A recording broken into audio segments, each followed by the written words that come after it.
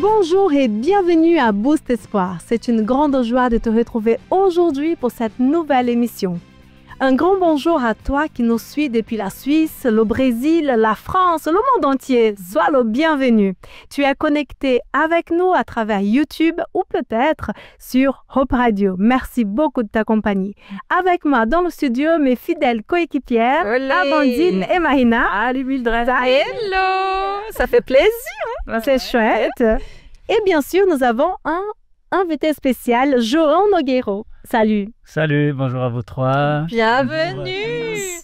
João, présente-toi s'il te plaît à nos auditeurs.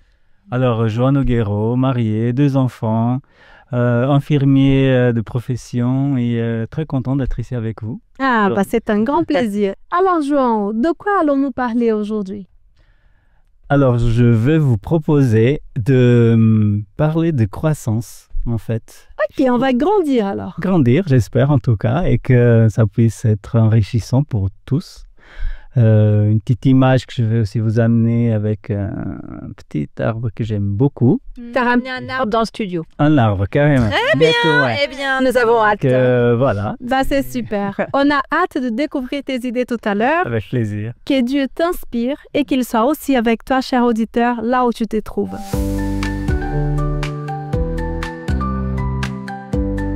Donc, nous venons d'apprendre que João va nous parler de croissance.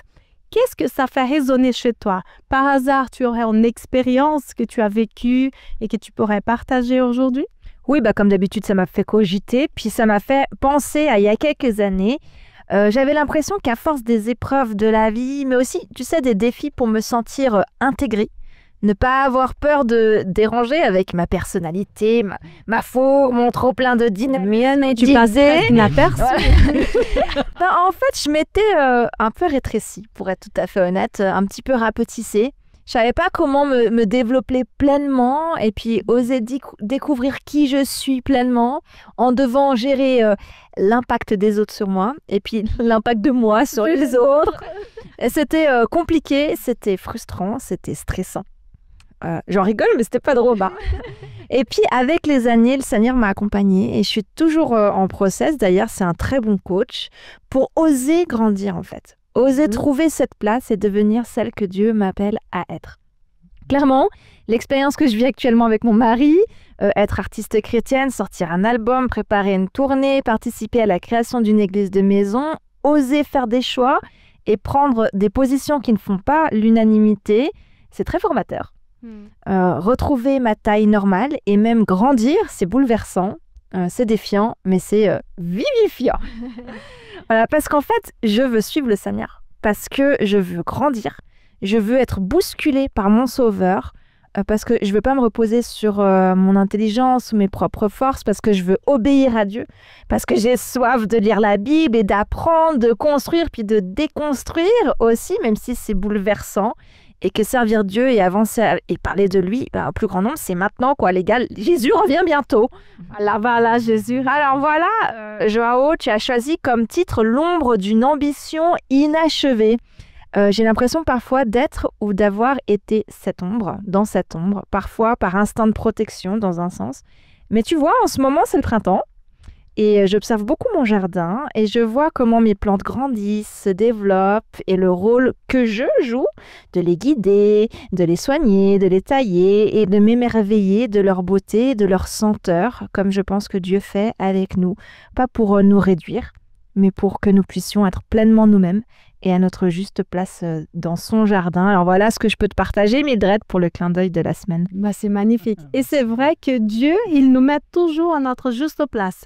Et je dis ça pas dans un sens négatif, mais j'ai l'impression que Dieu, il nous donne souvent une place d'honneur et parfois on la mérite même pas.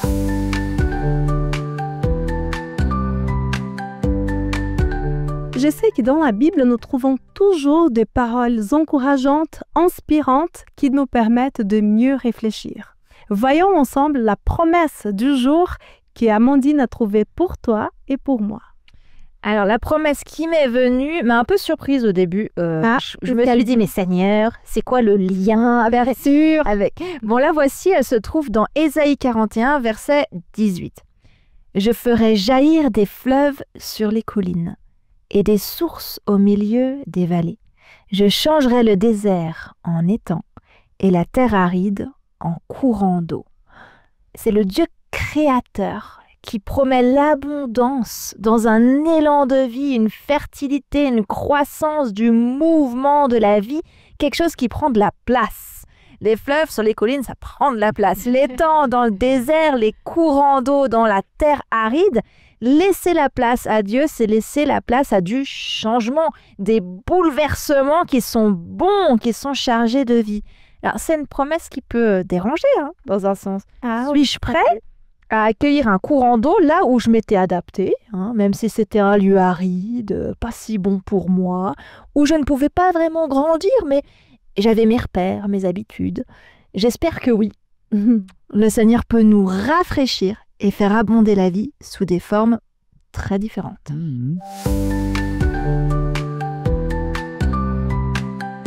Voici un des moments forts de notre émission. C'est mon histoire t'apporte toujours un témoignage personnel, authentique et souvent bouleversant. C'est ici que tu vas connaître l'histoire d'une personne qui a décidé de laisser la place à Dieu justement. Et tu sauras aussi de quelle manière sa vie a été transformée par cette rencontre. Nous allons découvrir comment Dieu s'est manifesté dans son existence et de quelle manière il l'a renouvelée.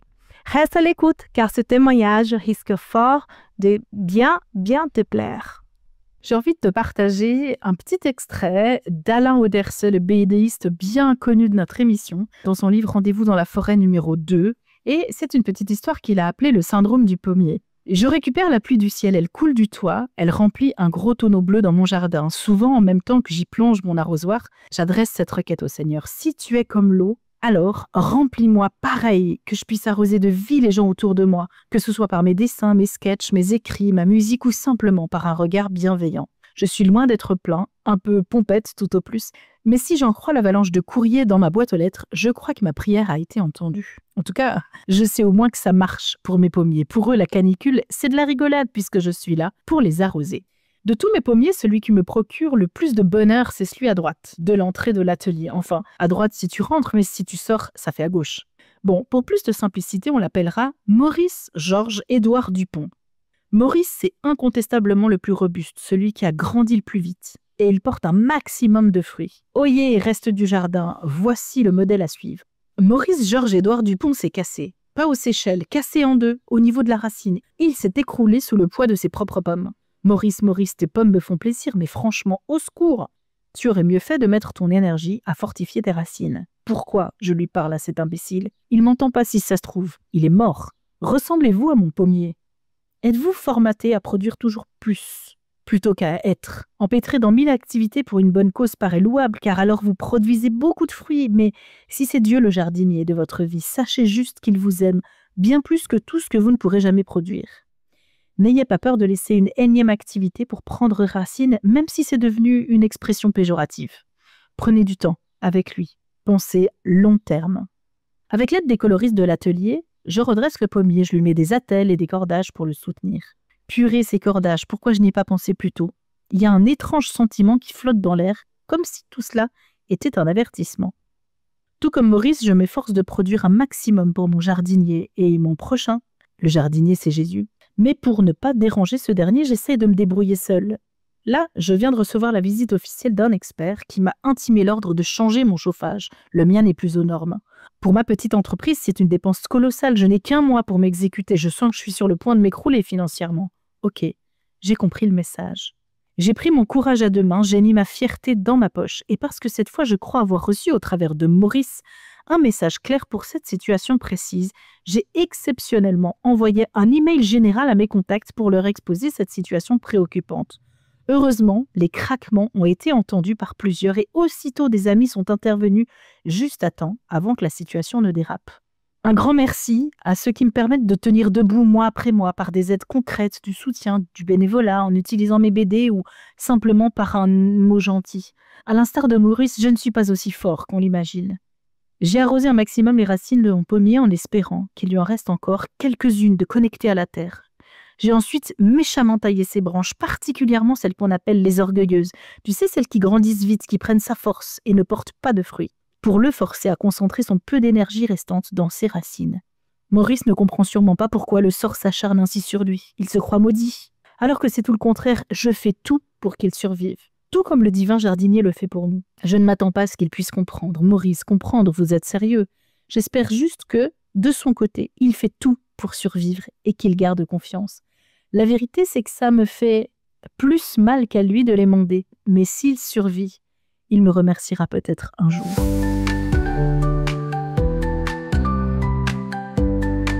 Hello! Si tu viens tout juste de nous rejoindre, sois le bienvenu. Ici, tu es à Boost Espoir et nous recevons notre invité spécial, João Nogueiro. À toi, João. Merci beaucoup, Mildred.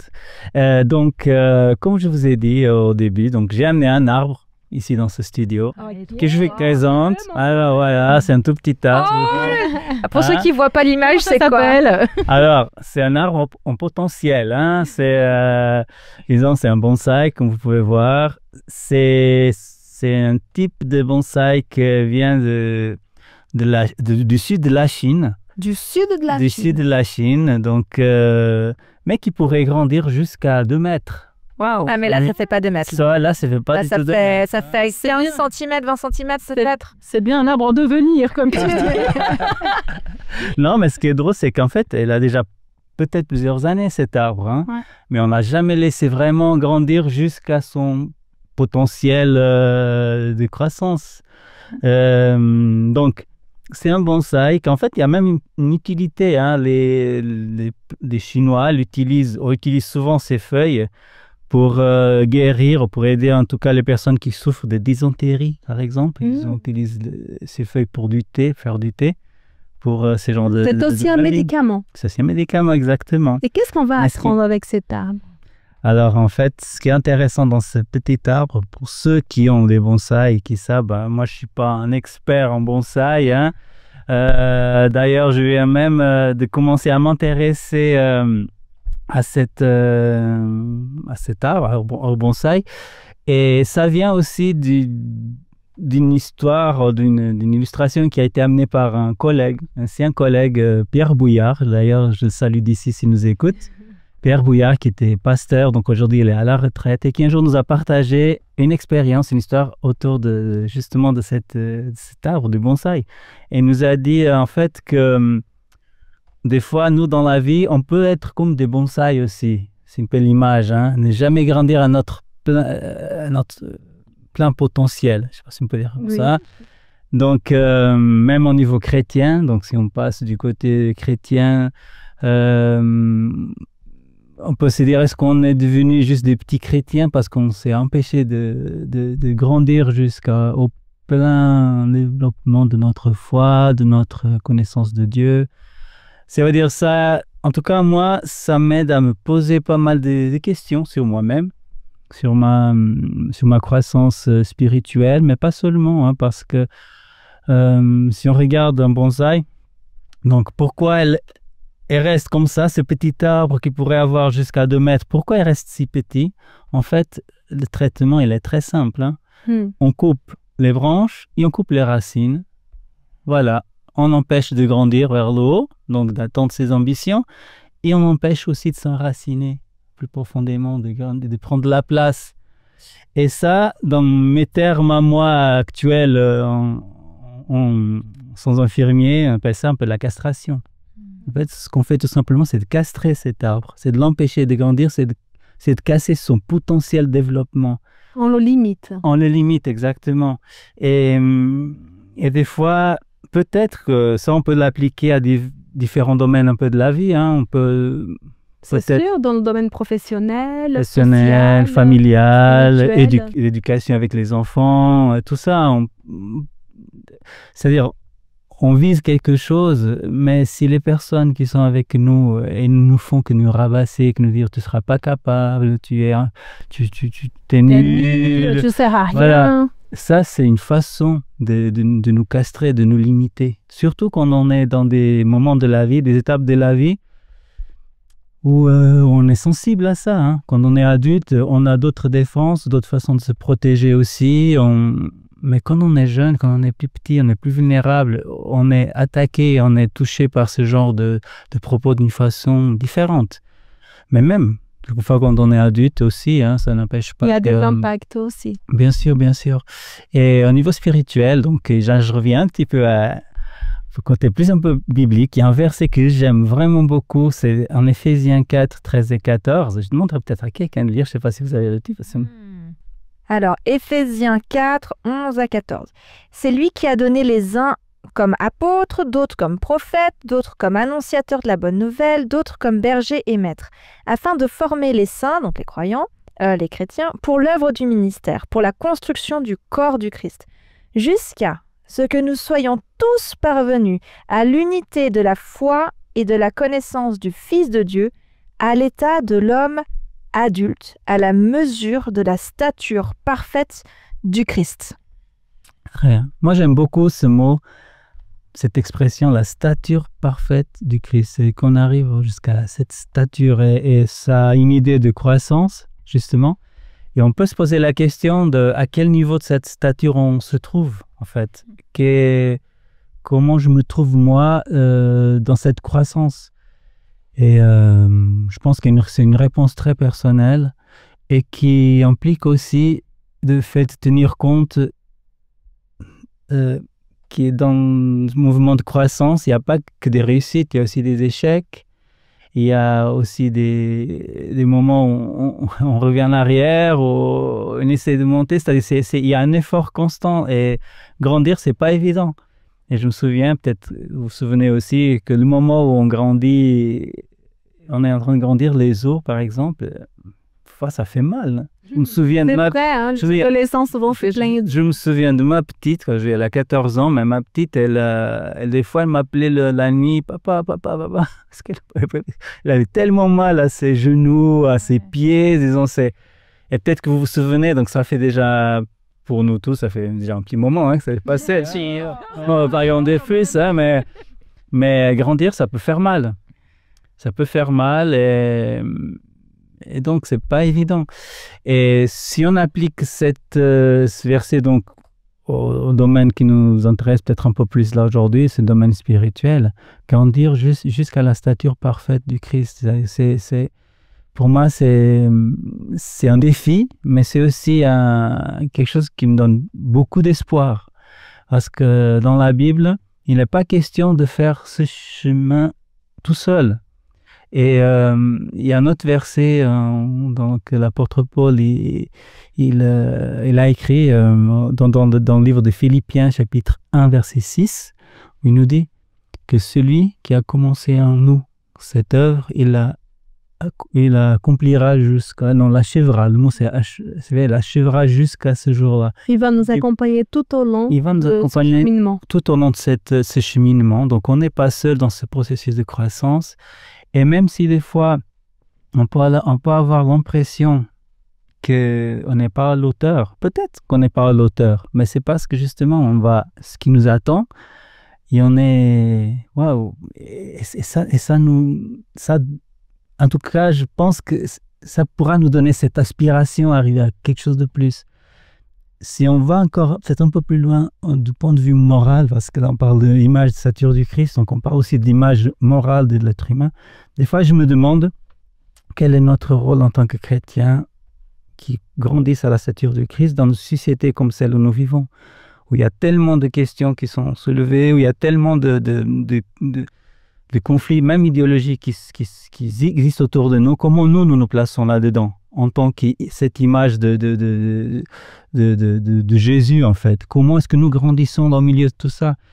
Et je finis peut-être avec une petite phrase que j'ai découverte cette semaine. Je ne me souviens plus de l'auteur, mais il était question de dire « Pour que le mal puisse réussir, il n'y a rien d'autre à faire que les bons puissent se taire. » Si le mal est réussi, c'est en grande partie parce que les bons, ils se taisent. Donc, du coup, c'est-à-dire que nous, les bons, nous. C'est loin.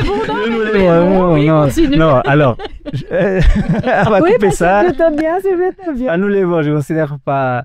Non, mais je dis que disons en tout cas, qui aspirons à quelque chose de mieux, si on reste dans notre coin et qu'on ne rentre pas dans quelque chose d'un peu plus agissant au milieu de tout ce qu'on vit, on grandit.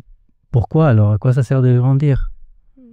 Donc, il faut qu'on prenne position, qu'on réagisse exactement. aux différentes choses choix, qui nous entourent. Exact. Et le choix, il est très simple. Soit je reste un bonsaï. Le bonsaï, ça ne sert pas à grand-chose, si ce n'est pour que décorer. Ah, c'est de la déco. De la décoration. C'est compliqué à prendre soin. Hein. C'est très compliqué à prendre soin. Hein. Et je vous dis ça par expérience maintenant. Et en plus, ils sont très susceptibles aussi. Faut rien changer. Hein. Voilà, il ne faut pas changer des habitudes. Il faut être toujours là, ne jamais être très attentif. Ouais, non, pas. Pardon. Je parle pas aux afro instant, hein, mais je vais pas parler, je sais pas, mais c'est vrai qu'ils disent que mettre un peu de musique, oui, ça va du bien. Alors je m'excuse, je ferai ça la prochaine fois que je rentrerai chez moi, je parlerai à mon bonsaï. Alors, qu'est-ce que tu pourrais nous conseiller pour finaliser cette partie? De laisser qu'en fait notre vie, elle puisse être un reflet d'une relation profonde avec Jésus. Ça, c'est mon plus grand désir en fait pour moi et pour nous tous. Le fait de recevoir cette eau aussi dont tu parlais tout à l'heure, le fait de se laisser nourrir par Dieu, se laisser grandir par Dieu, que vraiment puisse être une expérience qui nous aide dans cette croissance à devenir donc le potentiel, remplir ce potentiel de croissance que Dieu a pour chacun de nous. Et que d'une certaine façon notre existence ne soit pas que pour la déco, qu'on soit vraiment dans l'action, qu'on puisse être des personnes qui puissent apporter du bien dans ce monde qui a Merci besoin. Beaucoup. Merci.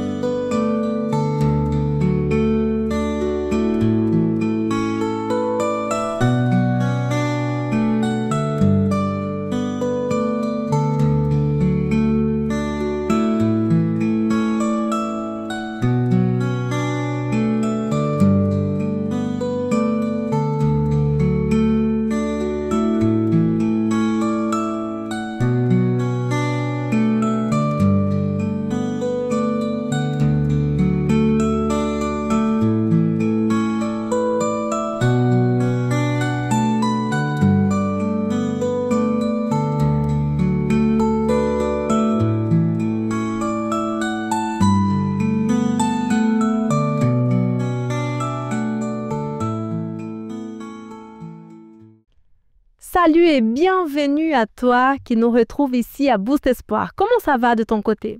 Aujourd'hui, nous recevons Johan ici dans le studio et il vient partager avec nous un thème très intéressant. Nous parlons des ambitions, des rêves que nous pouvons avoir, mais des fois, on n'arrive pas à atteindre ce qui a été prévu, ce qu'on souhaite.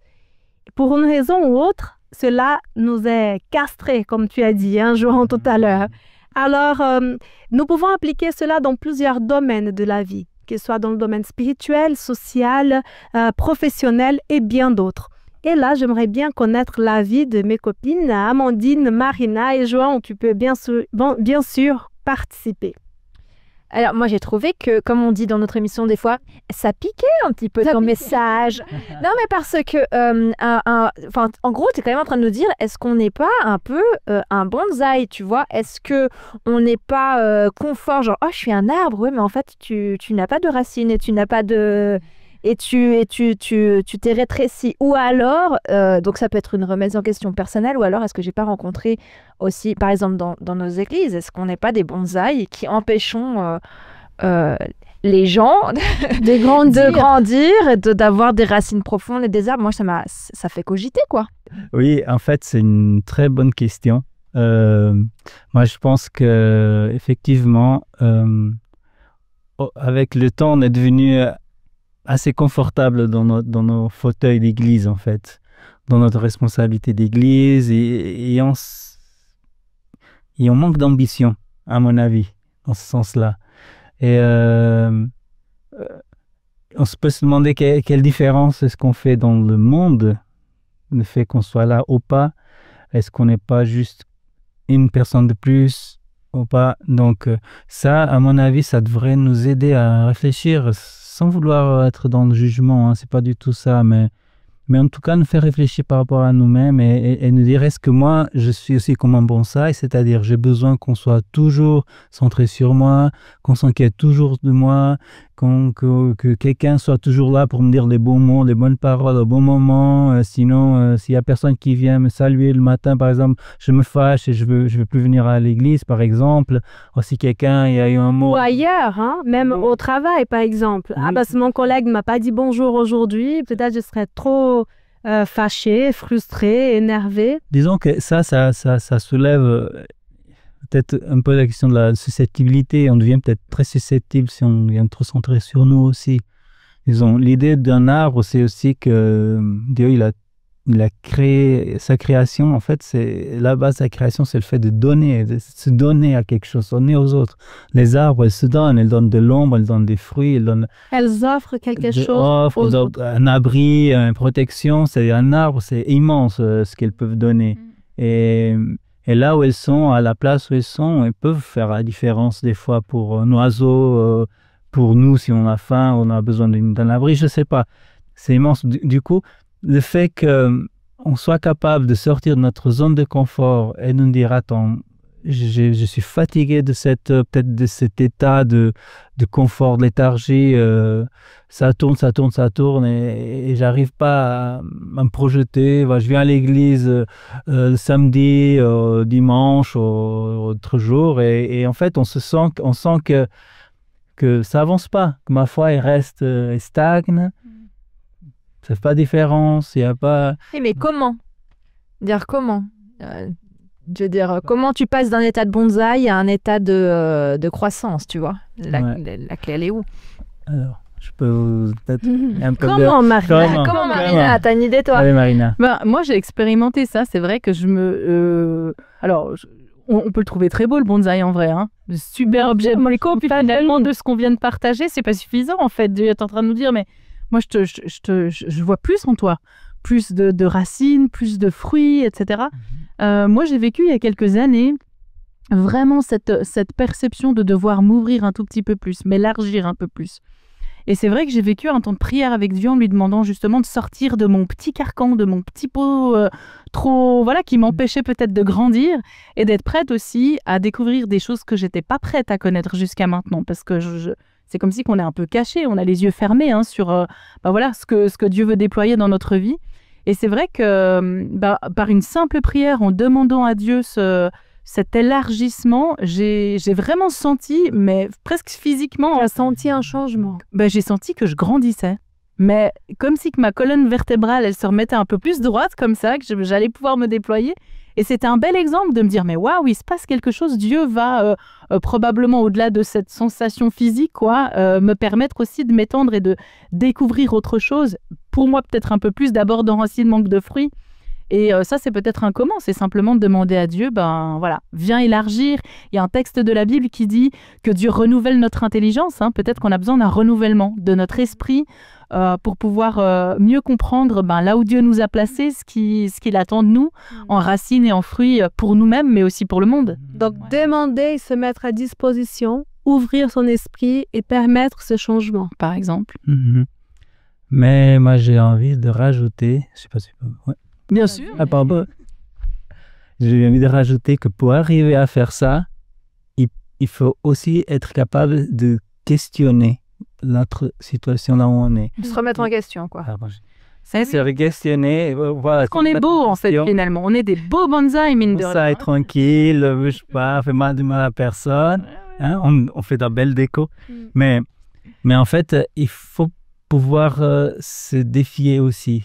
Et de se dire, OK, ce que moi, à quoi je tenais jusqu'à maintenant, est-ce que je suis capable de par exemple, de me dire, de changer de perspective dans ce sens où je prends un peu de distance de tout ça et je me dis, OK, je questionne peut-être ma foi, mes valeurs, ma vie, ma profession ou autre. Et est-ce que moi, je pourrais me voir ailleurs qu'ici? Et comment arriver jusqu'à là? Et il y a une autre image, si vous voulez, je peux vous la partager, que j'aime beaucoup parce que ça me fait penser beaucoup à ça. Ça vient d'un livre d'un psychiatre suisse qui est aussi un grand explorateur, c'est Bertrand Piccard. Vous avez déjà peut-être entendu parler, c'est lui qui est à la base de Solar Impulse, etc. Un jour, il s'est mis au défi de faire le tour du monde en montgolfière. Il est parti de Châteaudet, donc ici en Suisse, il a fait le tour du monde en montgolfière sans s'arrêter pendant 23 jours. C'était immense. Et en fait, il a écrit un livre là-dessus où il a dit que le secret pour pouvoir aller dans la bonne direction, à la bonne vitesse, c'est de changer d'altitude. Il dit, pour arriver à trouver la bonne, comment on appelle ça, le vent qui te pousse vers là où tu veux aller, des fois, il faut lâcher des choses. Il faut lâcher, laisser tomber. Hein, et des fois, il faut gonfler un peu notre capacité à monter. Disons, il disait, il faut monter et descendre à chaque fois. Et c'est ça qui nous permet d'avancer. Et moi, cette image-là, je l'associe un peu aussi à celle-ci du bonsai, parce que je me dis, des fois, il faut aussi peut-être faut couper des choses, des fois, il faut lâcher, mais des fois, c'est ça qui nous aide aussi à trouver le bon équilibre et avancer dans la vie. On peut pas on peut pas rester confortable. Je cite encore un autre. Ok. Vite fait. Einstein, il disait, ce qui est stupide, c'est de faire toujours la même chose et vouloir des résultats différents. Donc, ça, c'est la stupidité. Il disait le mot, disons, si on utilise toujours la même formule et avec cette formule, on va arriver à des résultats différents, ça marche pas. Il faut changer quelque chose dans la formule. Il faut changer quelque chose dans notre posture, dans notre façon d'être. En fait, pour essayer justement de grandir et d'aller là vers où on va aller. Ben voilà, on a tout bien compris. On change de perspective et bon vent.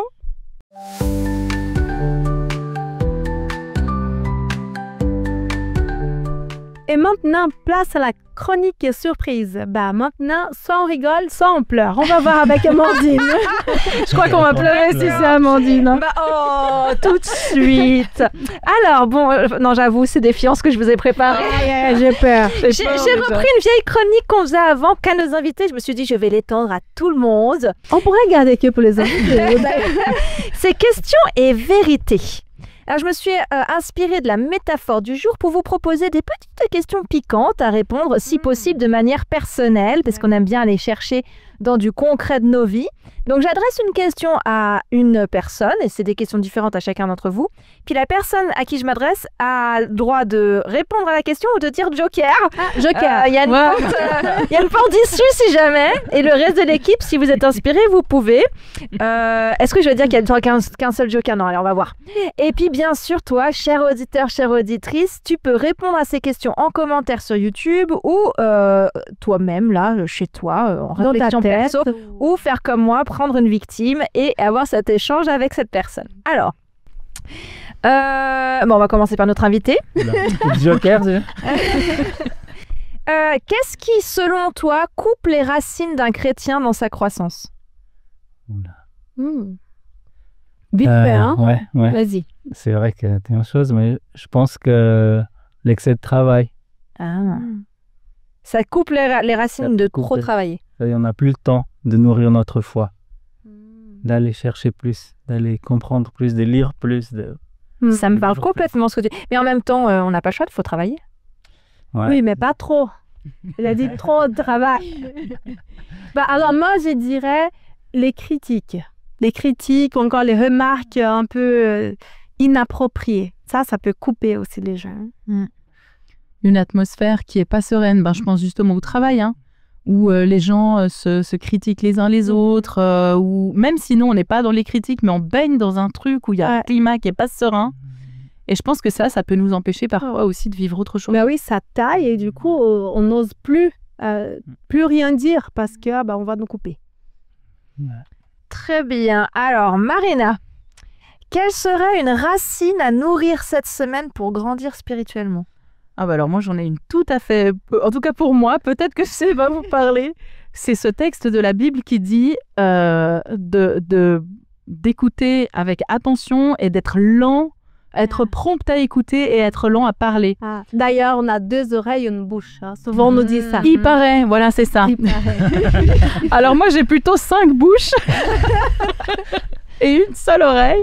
Donc, je pense que ça peut être une piste très intéressante de prendre le temps d'écouter les choses, d'écouter ce que Dieu est en train de nous dire, d'écouter l'environnement, d'écouter les personnes autour de nous. Et puis surtout la lenteur de la parole. Je pense que, comme tu le disais aussi, hein, Mildred, c'est qu'on, dans notre manière aussi de parler, dans les mots qu'on va relâcher sur les gens, on peut leur apporter des choses qui vont les nourrir ou qui vont un peu les tailler, les couper durement, ça peut faire mal. Et donc, de prendre conscience de ça pour cette semaine, ça peut être une belle chose. Ouais. Wow. Mildred, t'es prête? Pour la prochaine question. Oui, voilà, prochaine question. Quelle est une taille que Dieu veut retirer dans ta vie pour te faire grandir? C'est hyper personnel. Hein. Elle a pas. Alors, de manière plus générale, le genre de taille que Dieu fait des fois dans des vies pour les aider à grandir. De quelle manière il aimerait me tailler? Toi ou de manière générale? Je pense qu'on a tous quelque chose à... Sûrement, j'ai des choses à corriger. Marina, je crois que tu as un truc là.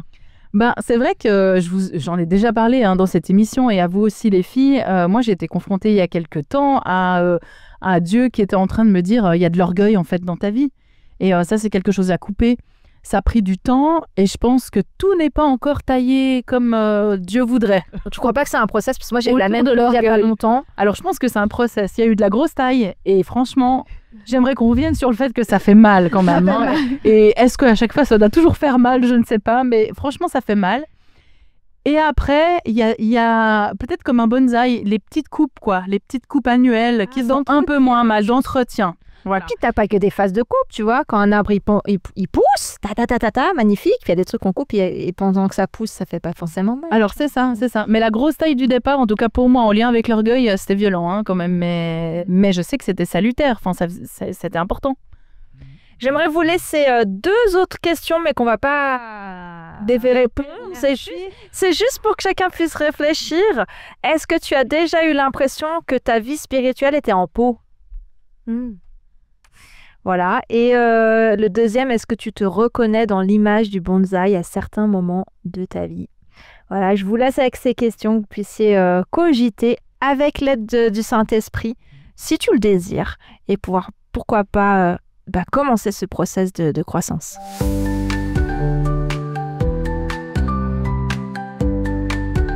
Bon, le temps avance, on s'approche de la fin de cette émission, mais on va quand même pas te laisser sans l'action du jour ou de la semaine. D'ailleurs, Marina, qu'est-ce que tu nous proposes? Je vais nous conduire dans une action réflexive autour de l'image d'un petit arbre. Vous savez, le bonsaï. Tiens, on reste dans la métaphore, là. On va rester dans la métaphore. Si tu veux grandir avec Dieu en ressemblant de plus en plus à Jésus, en portant du fruit, voilà quelques actions très concrètes qui vont être possibles pour toi et qui vont t'aider à cultiver une foi un peu plus vivante peut-être. Alors quelques idées, tu prends 15 minutes chaque jour pour te poser, pour apprendre à connaître Dieu, par la Bible par exemple. La Bible c'est la parole de Dieu, donc si tu veux entendre Dieu, tu cours vers la Bible. Tu peux aussi passer du temps à prier, à être à l'écoute de Dieu. Une autre idée, c'est que tu vas prendre le temps, dans ces temps-là aussi, de te questionner, un petit peu comme ce qu'a proposé Amandine. Est-ce qu'il y a une racine dans ma vie qui devrait être coupée? Et puis, tu penses peut-être à une blessure, ça peut être une peur, une habitude, un manque de foi peut-être qui t'empêcherait de grandir, qui t'empêcherait de te développer, d'expérimenter, merci, quelque chose de différent dans ta vie. Tu peux t'engager dans une action très concrète qui te sorte un tout petit peu de ta zone de confort. On a décidé pour cette semaine, on va sortir un petit peu de notre peau. Un petit peu, beaucoup. Un tout petit peu. Tu peux servir à l'église, tu peux encourager quelqu'un, tu peux oser initier une réconciliation avec quelqu'un que tu aurais pu offenser ou qui t'a offensé. Évite de rester dans ton pot. Ce serait tellement réducteur, ce serait tellement dommage en fait pour ta vie parce que Dieu t'appelle à te déployer. Alors décide de participer à un temps de prière ou de partage avec d'autres chrétiens. Ne t'isole pas, ne reste pas dans ton pot.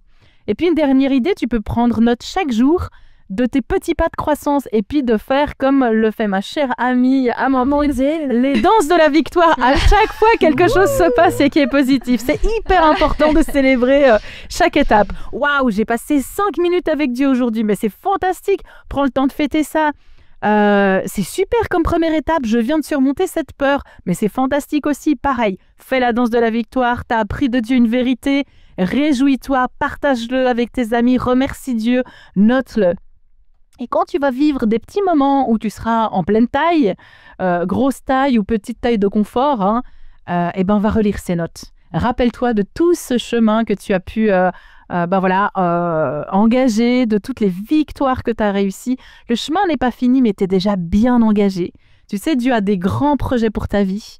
Il te voit porter du fruit, sortir de ton petit pot, être nourri en profondeur, porter du fruit, te développer avec l'aide de Dieu. Ce Dieu qui veut restaurer tes blessures, qui est là pour te rempoter en pleine terre, pour porter du fruit, qui te fera du bien autant à toi que pour les autres. C'est ça, les personnes qui sont autour en profitent aussi. C'est ça, et qui sera utile pour le monde.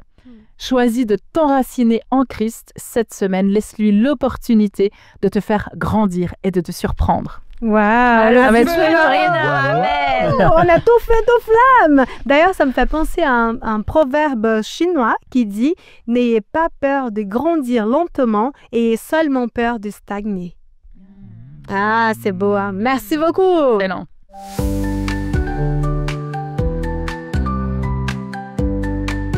Et voilà, on arrive à la fin de notre émission. Le temps est passé très très vite. Alors, un grand merci à toi, Johan, d'être venu. Tu nous as apporté de paroles encourageantes. Tu nous as fait bien réfléchir à ces bonsaïs et aux différentes manières que nous avons de grandir. Merci à vous pour votre dynamisme, votre énergie, tout ce qu'on a pu vivre ici. C'est très sympa, merci. Merci beaucoup. Et merci à vous, mes amis, Marina et Amandine. Vous êtes tout simplement merveilleux. Mais toi aussi. Tout pareil que d'amour. Et merci à toi, cher auditeur, d'avoir été avec nous. C'est toujours très agréable de te retrouver. On espère qu'ensemble, nous avons pu t'encourager, nous avons pu te booster et éclairer un petit peu. Peu importe les ambitions et les défis que tu as, que tu traverses, souviens-toi, Dieu a un plan pour chacun de nous. Fais-lui confiance, marche avec foi et il guidera tes pas. On se retrouve tout bientôt dans un nouveau Boost Espoir.